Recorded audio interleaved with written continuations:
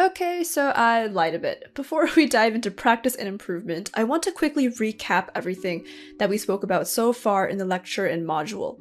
And then I want to have a little heart-to-heart chat with you, okay? Just you and me. First, we talked about the very basic terminology used in color and color theory. But an important thing to note is that color is a supporting element in a painting, but black and white values will always reign as king when it comes to understanding a painting more clearly overall. However, color is important because it literally helps us to differentiate between different objects, and it can also offer us a different kind of mood and feeling depending on the color that is used. And essentially, because light is what gives color its, color, light and color go hand in hand. Light is color and color is light.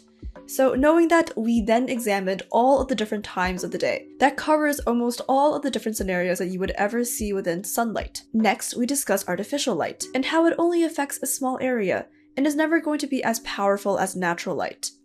However, the important thing to note is that different color lights will always bathe our scene into a different color, almost like a filter. Without this effect, things will look odd or out of place. And of course, we ran over how you can change your colors with the Cinema demo. Now, I want to have a quick heart-to-heart chat with you.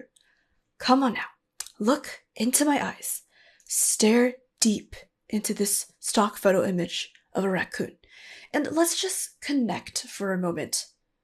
I wanted to talk to you very quickly about the usage of color. And do you remember when I told you each color has kind of its own meaning? Like blue with sadness or red with anger? Such as how we associate colors with specific attributes? I really wanted to bring up some examples that completely break this rule. Because at the end of the day, art is subjective. It's not math, where 2 + 2 = 4, but rather everyone has a different way of looking at things. So blue doesn't need to be peace or depression each and every time. It just represents that a lot of the time, and it's easy to understand. But I want to show you 2 examples that completely break the mold. The first is Midsummer, or as some people call it, Midsommar. It's a horror film, but it takes place in broad daylight.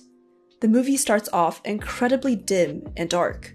And then, the main characters travel to Sweden during their Midsummer Festival, where the sun almost never sets at all, and horrific atrocities take place, like murder, suicide. You know, your very typical day, average horror business. I loved how it took something that we usually perceive as comforting, which is bright sunlight, lovely palettes, with this strong sense of uncomfort and unease, and ultimately a horror that is so much more powerful than the stereotypical jump scare. The final scene, sorry about spoilers here, but I'll keep it light, has a character just bathed in flowers and a gorgeous color and light. And the context for this is that she has just watched someone die a gruesome death. But it's so gorgeous. And that's why it's so unsettling. And at the very end, she smiles, bathed in flowers. So I absolutely loved this film because it just strayed so far away from any horror film I've ever seen, and is definitely the most beautiful one that I've seen in a long time. I think the first most beautiful will have to go to Coraline, but Coraline still stuck to stereotypical horror palettes. My second example is the movie Nanny McPhee, which is a masterclass of color storytelling. Typically, we associate a lot of color or something bright and saturated with happiness and fulfillment.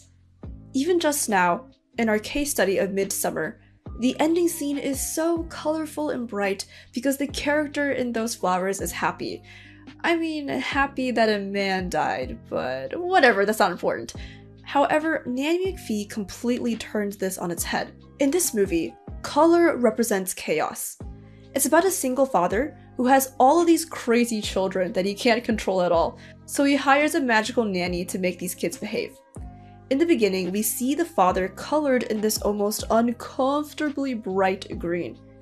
It sets the tone of the movie to be friendly and fun and for kids, but in actuality, it's telling us the very stressed state of the father. The green is ever too bright. And then the nanny arrives. You'll realize that she's the only person who was dressed in complete black. kind of like a pillar of dependent support, while the children are all colored in completely different articles of clothing.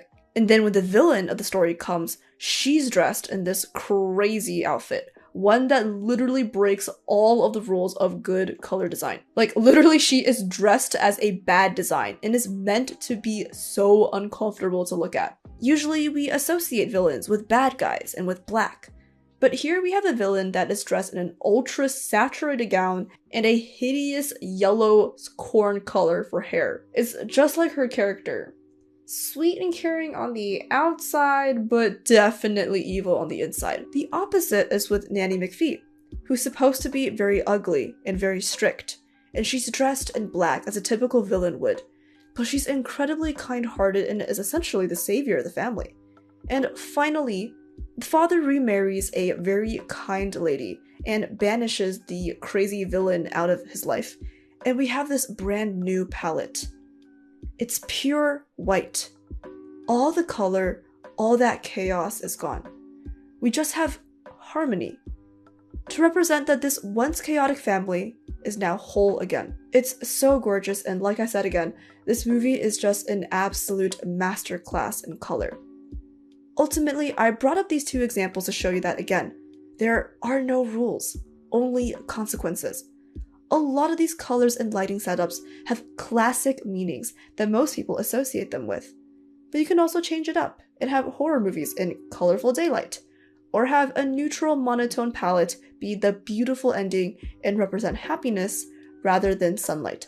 However, in order to break these conventions, we must first understand what the convention actually is. And so the more you study the color and light in paintings and movies, and the more you carefully observe it in real life, then the more that you'll practice, and it will lead you to fully understanding color and break convention and deliver something that people have never seen before. Or at least something that people have not seen that much. But most importantly, know that there's always multiple ways of doing something. There's never a single answer. I want you to have fun and experiment with what makes you feel happy, sad, angry, or satisfied. Essentially, once you know how it works, the world is your oyster. So let's help you get there with your improvement assignment for this module.